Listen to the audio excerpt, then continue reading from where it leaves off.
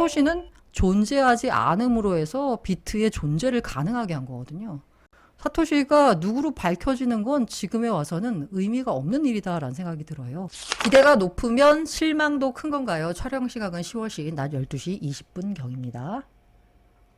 자, 제가 바이낸스에서 BTC USDT로 해서 시간봉으로 갖고 와봤어요. 6만 달러 밑으로 빠지진 않았습니다. 찍자마자 바로 치고 올라와서요. 상승 흐름을 이어가는가 싶었는데 다시 떨어졌습니다. 옵토보가 요원한 분위기입니다. 그럴 수밖에 없는 게 자금 흐름이 그다지 좋지 않습니다. 여기서 아까 6만 4천까지 올라갔던 요 상승 흐름이 나왔을 때가 바로 ETF 쪽으로 자금이 많이 들어왔을 때거든요. 그런데 지난주와 그리고 이번 주 자금 흐름이 그닥 좋지 않습니다. 이 반전이 없는 자금 흐름에 비트코인 가격도 별다른 변화가 없습니다. 어쨌든 아직까지 시장에서는요, 옥토버에 대한 기대감은 여전한 것 같습니다. 4분기 잘 갈 거다라는 전망이 계속 나오고 있습니다.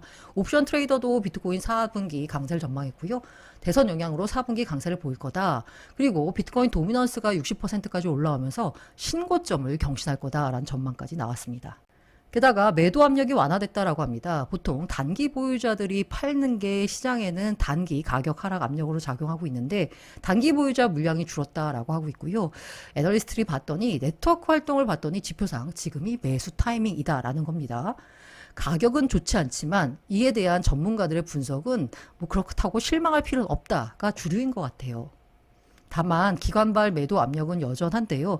미국의 기관 투자발 매도 압력이 작용한다라고 합니다.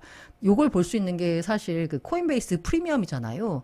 이게 플러스로 돌아서고 이 프리미엄이 커질수록 미국 쪽 기관들의 매수 압력이 강하다라는 건데 지금 현재는 마이너스를 유지하고 있다라고 합니다.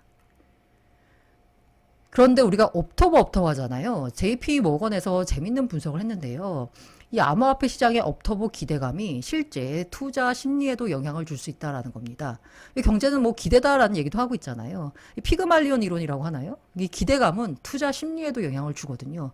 기대감을 갖고 투자를 하니까 그렇게 투자한 행위가 결과적으로 투자 결과로 이어져서 상승으로 이어지는 거죠. 다들 상승을 기대하고 있기 때문에 10월 달은 가격이 강세를 보일 것 같다라는 건데 그 가장 10월 강세론에 불을 지폈던 비트코인 상승이 나타났던 아까 제가 그래프에서 보여드렸을 때 주춤하다가 6만 4천을 뚫고 올라가면서 상승 흐름을 이어가는가 싶었던 요 구간이 언제였냐면 중국이 대규모 경기 부양책을 펼 때였습니다. 일단 중국이 돈을 푼다. 이 논리가 어떻게 되냐면 그래서 글로벌 유동성이 증가한다. 글로벌 유동성 증가, 유동성에 가장 민감한 자산은 사실 코인이라고 볼 수 있거든요. 그러니까 중국이 돈을 푸는 건 코인에는 호재다라는 거죠. 그런데 이게 대해서 해석이 여러 가지가 나왔어요. 왜냐하면 중국이 돈 풀어서 비트코인이 오르는가 싶었는데 다시 또 하락했거든요, 비트코인이. 그러면서 무슨 해석이 나왔냐면 중국이 돈을 풀면 사실 중국 증시부터 오르죠. 글로벌 유동성 차원에서 코인이 영향을 받긴 하지만 유동성에 따른 영향을 받긴 하지만 어쨌든 중국 내 경기 부양책이기 때문에 중국 증시가 가장 직접적인 영향을 받습니다. 그러다 보니 유동성에 민감한 한머니가 상승 탄력이 크다고 지금까지 여겨졌던 코인 시장으로 들어오는 게 아니라 중국으로 가는 거죠. 그러니까 똑같은 돈의 흐름이 코인으로 왔어야 되는데 중국으로 가니까 중국의 경기 부양책이 중국이 돈 푸는 게 비트코인에는 악재가 될 수 있다라는 분석이 나왔었거든요. 이런 코인데스크와 인터뷰에서 데니 총이라는 사람도 그렇게 분석했고, 짐 크레이머 같은 경우에도 아니다. 중국 증시로 한머니가 이동하는 것 같다라는 분석을 했습니다. 게다가 UBS도 보니까 중국의 경기 부양책이 코인 시장에서 자본을 유출시킬 가능성이 있다라는 분석을 했어요. 중국 돈 푸는 게 코인은 별로 좋지 않을 수 있다라는 겁니다. 그런데 되게 웃깁니다. 비트코인 하락이 중국 경기 부양책 실망감의 영향이다.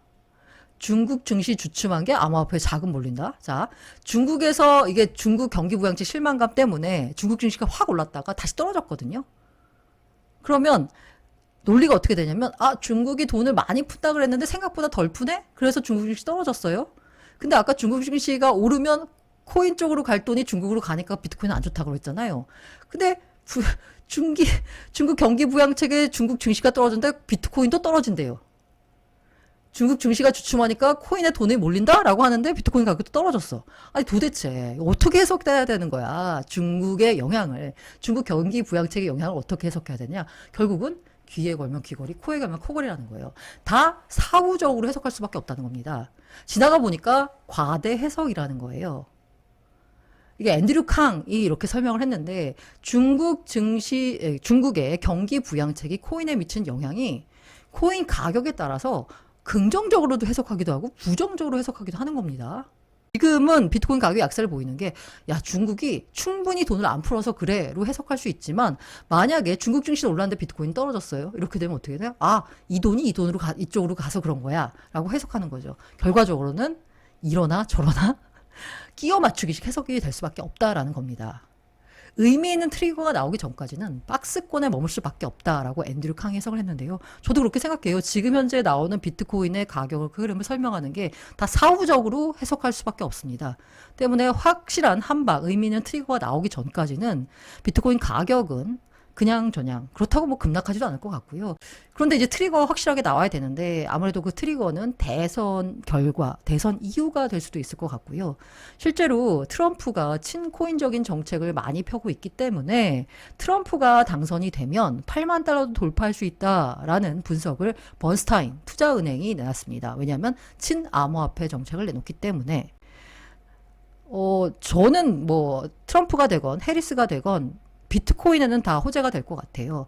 트럼프가 되건 해리스가 되건 일단은 이제 선거로 인한 기대감으로 올랐던 게 선거가 끝나면 실망으로 바뀌는 게 아니라 오히려 확실한 정책이 나올 거다라고 하면서 안정감에 불확실성 해소에 따라서 비트코인 가격은 반응할 것 같은데, 다만 해리스가 될 경우에는 이 규제에 관련된 부분에 있어서 여전한 불확실성과 리스크 요인이 있기 때문에 알트코인은 확실히 트럼프가 당선됐을 때 반응할 거라고 봅니다.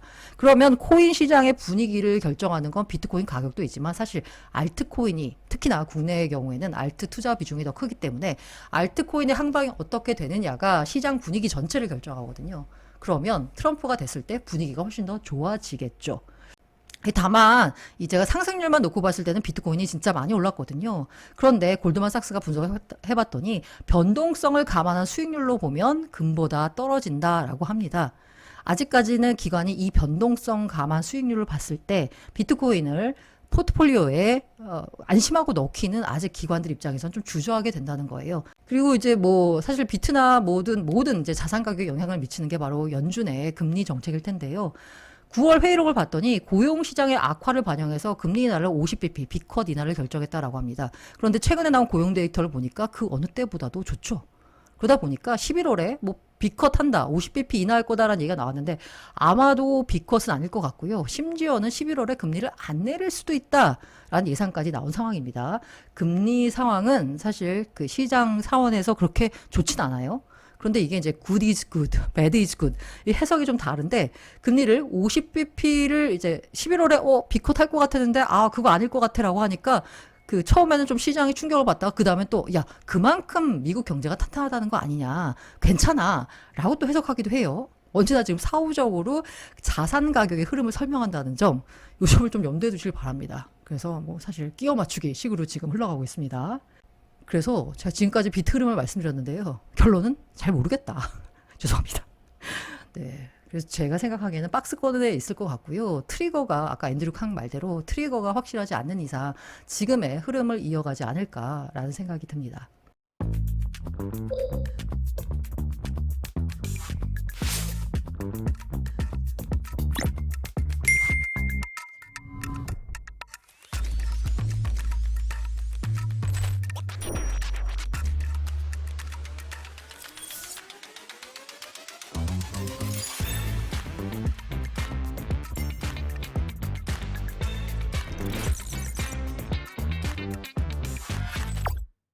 소서수업과 함께하는 헤데라 뉴스입니다. RWA, Real World Asset 시장이 헤데라가 기반 체인이 된다라는 뉴스를 들고 와봤는데요. 블랙락은 비들이라는 토크나 펀드를 이더리움 기반으로 운영하고 있습니다.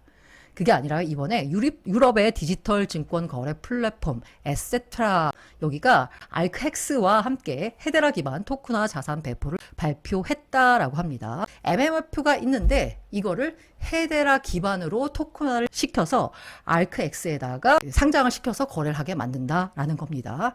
이런 식으로요. 앞으로 RWA 리얼 월드 에셋 시장은 계속 커질 것 같고요. 23년 초에 1억 달러 규모였는데 지금 현재는 8억 달러로 토큰화 펀드 시장 RWA 시장이 급증했고요. 그 모든 것의 토큰화가 바로 블랙락이 꿈꾸는 자산 시장의 미래다라고도 볼 수 있습니다. 그리고 소서와 함께하는 소서 뉴스입니다. 추가 보상은 이어지고 있고요. 스프링 인센티브 캠페인이 연말까지 진행이 되면서 원래 나오던 보상 이외에 추가로 유동성 보상이 2,100만 개 헤데라가 제공이 됩니다. USDC V2 풀의 수익률은 현재 13.13%가 됩니다. 자세한 내용은 블로그를 방문해 주시길 바라겠고요. 소서스왑의 제작 지원을 받았습니다. 모든 투자 판단과 그에 따른 투자 결과는 투자자 본인의 책임입니다. 사토시 정체 밝힌다? 별거 없었습니다. 촬영 시각은 10월 10일 낮 12시 50분경입니다. 자, HBO 다큐멘터리 우리 시각으로 9일 오전 10시쯤인가요? 공개가 됐죠. 공개가 되기 전에 추측이 난무했습니다. 도대체 비트코인 창시자 사토시의 정체는 누구인가에 대해서 뭐 여러 가지 그 폴리마켓 등에서 이제 투표가 오갔고요. 뭐 커뮤니티에서도 누굴 거다라는 추측이 난무했습니다. 렌 사사만이라는 사람이 처음에는 유력했었는데 그 다음엔 역시나 닉 자보, 할피니 등등 여러 가지 인물이 거론됐고요. 심지어는 일론 머스크도 주목을 받았습니다. 일론 머스크가 왜 나왔나라고 봤더니요. 과거 스페이스 X 인턴이었던 사일 굽타라는 사람이 머스크가 비트코인을 만든 사람이다라고 주장했다라고 합니다. 제가 보기에 이분은 거의 무슨 그 약간 관심을 받기 위해서 관심 자원을 얻기 위해서 이런 발언을 한 거 아닌가 싶을 정도로 추측이 난무했습니다. 그래서 두두두두두 과연 HBO 다큐에서 사토시 정체는 누구로 밝혔을까? 별거 없었습니다. 저도 그렇게 생각했어요. 제가 말씀드렸죠. 아니 그래. 그 밝혀지지 않았던 사토시의 정체가 그냥 다큐멘터리에서 밝혀지겠냐. 최소 만약에 그 밝혀질 거였으면 블랙락 같은 일경원을 굴린 자산운용사가 비트코인 ETF라는 상품을 내놓기 전에 얼마나 충분히 조사를 했을까. 그런데도 불구하고 그들도 알아내지 못한 걸 다큐멘터리 한다고 알아낼까 싶었는데 역시나 그랬습니다. 사토시의 정체는 비트코인 코어 개발자 피터 토드를 지목했습니다.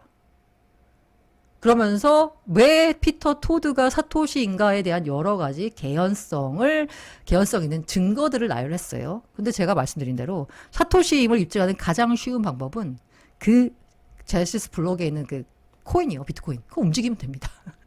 게다가 이와 관련해서 피터 토드는 말도 안 되고 터무니없는 주장이라면서 비트코인 사용자들이 이 같은 주장을 보면 정말 웃기다고 생각할 거다라고 했습니다. 실제로 사토시라고 지목을 받은 피터 토드가 너무나 어이없다라는 식으로 반응을 한 거예요. 경천동지할 만한 내용이 없었습니다. 그러다 보니까 이 피터 토드 이 사람을 사토시라고 하니까 이 내용에 대해서 불만을 품은 많은 사람들이 이 피터 토드의 과거를 캔 겁니다. 이 과거를 캐봤더니 이분이 2014년 무슨 다른 알트코인 그거를 맡았나 봐요. 예, 그래서 일단 커뮤니티에서는 이 알트코인 이제 쓰레기 코인이라고 지목하는데 이 쉬코인 프로젝트 임원을 지낸 이 쉬코인 파리를 했던 이런 사람을 어떻게 사토시에 감히 비교할 수 있느냐면서 급흥분을 했습니다. 본인도 나 아니야라고 했는데 피터 토드라고 지목을 받는 바람에 피터 토드는 과거에 본인이 이런 걸 했던 흑역사까지 밝혀진 겁니다. 그러면서 다큐에 대한 여러 가지 불만들이 쏟아졌습니다. 이 수주 3에로 캐피털 설립자죠. 사토시 정체 모른다 HBO. 크립토컨트 CEO 역시 주경 대표죠. 이런 표현 썼습니다. 역겹다. 전문성이 부족하다라는 말을 했고요. 그러면서 여러 가지 커뮤니티에서 전문가들의 반응이 뭐냐면 야 사토시를 추정한 근거에 허점이 존재한다. 굉장히 기대감을 불러일으켰지만 기존에 나왔던 사토시의 정체를 밝힌다라는 것과 별 차이가 없는 수준이었다라는 거예요. 사실 사토시 정체를 밝히는 다큐멘터리는요, 이 HBO 말고 넷플릭스에도 있거든요. 그 사토시 관련된 다큐가 뭐 그것과 뭐 이번에 새로 나온 다큐와 별 차이가 없었다는 거고 오히려 전문성이 부족한 굉장히 질이 떨어지는 다큐였다라는 거죠. 다만 그때 제가 지난 시간에 말씀드렸던 이 사토시의 정체가 밝혀지는 게 문제가 아니라 이 사람의 정체를 밝히려고 할 때 사토시와 동시대에 활동했던 사람들이 자신들이 수면 위로 드러나는 걸 두려워해서 괜히 막 여러 가지 일에 휩싸일까 두려워가지고 자기가 들고 있는 코인을 팔 수도 있다라는 우려를 경기도 웨일님이 제시했거든요.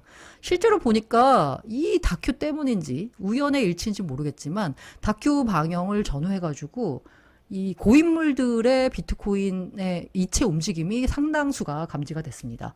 16년 전에 비트코인을 채굴한 주소가 크라켄에 63.4만 달러의 비트코인을 입금하기도 했고요. 13년 휴면됐던 비트코인 고래가 121 BTC를 이체했다라는 굉장히 고인물 고래들의 이체 움직임이 우연인지 아니면 진짜 그런 우려 때문인지 일어나기도 했습니다. 그리고 크립토컨드 CEO가 보니까요, 제가 아까 사토시 주변에서 같이 활동했던 사람들이 뭔가 팔 수도 있다라는 우려가 나오기도 했는데, 실제로 사토시로 추정되는 지갑을 보니까 채굴한 비트코인을 한 번도 매도한 적이 없다라고 합니다. 100만 BTC를 채굴했으며 이 중 아무것도 매도하지 않았다는 것을 알 수 있다. 사토시는 존재하지 않음으로 해서 비트의 존재를 가능하게 한 거거든요. 사토시가 누구로 밝혀지는 건 지금에 와서는 의미가 없는 일이다라는 생각이 들어요. 결국 이런 HBO 다큐 논란에 대해서 제가 갖고 온 몇 개의 반응을 보자면요. 사이먼 김, 우리 해시드 김서준 대표죠. We are all 사토시. 우리 모두 사토시야. 사실 커뮤니티에서 비트코인 커뮤니티에서 제일 많이 하는 얘기가 이거예요. 우리는 모두 사토시다. 그러니까 이 사토시라고 하는 게 어떤 특정한 사람이 아니라요. 이 비트코인을 둘러싼 비트코인의 철학에 동의하는 모든 사람들이 다 사토시라는 거죠. 그 모두가 다 사토시 정신을 갖고 있다라는 의미에서 We are all 사토시라는 말을 많이 하는데, 결과적으로 HBO에서 밝히고자 한 것도 사토시의 정체를 밝히고자 했지만 그건 실패했고, 결국 이 비트코인의 정신에 동의하는 우리 모두가 사토시가 아니냐라는 결론을 이끌었다라는 겁니다. 조재우 우리 한성대 교수님 역시요. HBO가 사토시 정체가 피터 토드라고 주장했지만 진위 여부가 중요하지 않다. 사토시가 누군 게 뭐가 중요하냐. 사토시가 생존했는지 여부도 안 중요하다. 중요한 것은 현재 비트코인 개발에 사토시 나카모토라는 창시자가 전혀 관여하고 있지 않다는 사실입니다. 그러니까 지금 비트코인은 그것을 만든 사토시라는 사람과는 다르게 그냥 그 자체로서 존재하고 그 자체로서 움직이고 있다라는 겁니다.